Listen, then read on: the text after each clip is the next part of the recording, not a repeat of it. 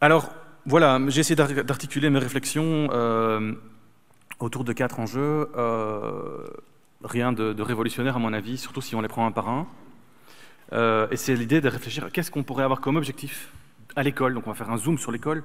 On est parti sur des très grands enjeux, très importants. Et si on veut s'inscrire au cœur des transitions, qui sont en cours, qu'on vous a présenté ce matin, ce serait quoi les objectifs qu'on aurait intérêt à poursuivre, qui seraient pertinents au sein d'une école? Et je les ai organisés en 4 éléments que je vais développer un petit peu. 1, comprendre les enjeux écologiques et sociaux. Donc là, on est vraiment au cœur des missions d'instruction. Stimuler l'esprit critique, je vais revenir un petit peu pourquoi ça me paraît important. Et en articulation avec justement les autres points, savoir coopérer.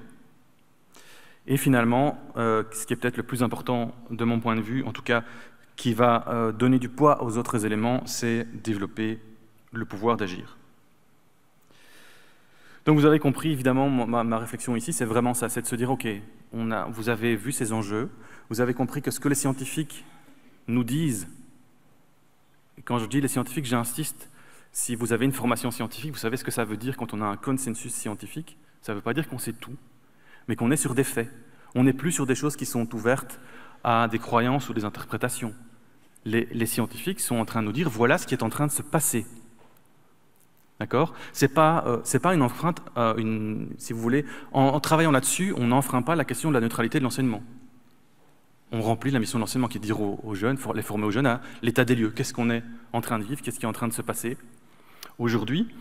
Ça doit aller vite, on n'a pas beaucoup de temps, ça touche à différentes dimensions de nos vies.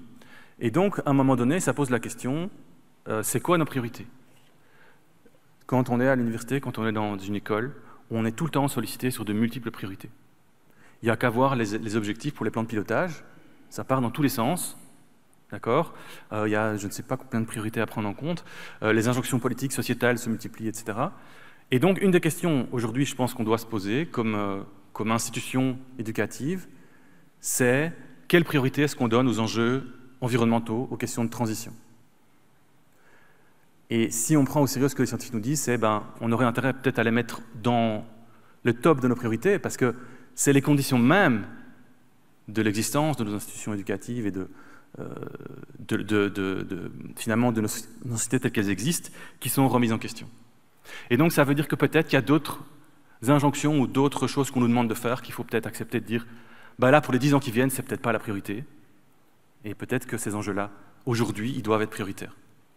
Mais ça, c'est un débat, d'où l'importance d'ailleurs de la question de la coopération.